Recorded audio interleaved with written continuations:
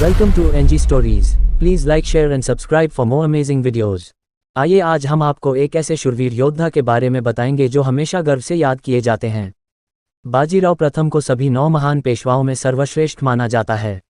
इनके पिता पेशवा बालाजी विश्वनाथ भी छत्रपति शाहूजी महाराज के पेशवा थे। बचपन से बाजीराव को घुड़सवारी करना, तीरंदाजी, तलवार भाला, बनेठी, लाठी आदि चलाने का शौक था। 14 वर्ष की खेलने की आयु में बाजीराव अपने पिताजी के साथ घूमते थे। 1700 के दशक में बाजीराव नाम के मराठा में पेशवा हुआ करते थे, जिन्होंने अपने राज में कभी भी कोई लड़ाई नहीं हारी।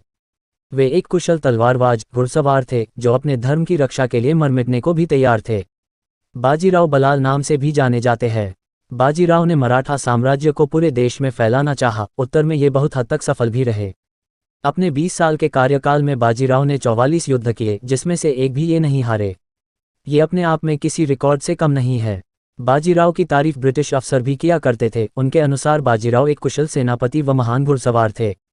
ब्राह्मण परिवार से होने के कारण बाजीराव हमेशा से हिंदू धर्म को बहुत तवज्जो देते थे। बाजीराव अपने पिता के बहुत करीब थे, उन्हीं से इन्होंने सारी शिक्षा ग्रहण की थी। 1720 में बाजीराव के पिता की मौत के बाद शाहूजी ने 20 साल के बाजीराव को मराठा का पेशवा बना दिया था। महाराणा प्रताप और शिवाजी के बाद बाजीराव पेशवा का ही नाम आता है, जिन्होंने मुगलों से लंबे समय तक लोहा लिया। बाजीराव बलाल भट्ट एक महान योद्धा थे। निजाम, मोहम्मद बनगश से लेकर मुगलों और पुर्तगालियों तक को कई बार शिकस्त देने वाले बाजीराव के समय में महाराष्ट्र, गुजरात, मालवा, बुंदेलखंड सहित 70 से 80% भारत पर उनका कब्जा था। इतिहास में ऐसे कई वीर हुए हैं जिन्होंने मुगलों को दिल्ली तक ही समेट दिया था। उनमें से एक थे बाजीराव।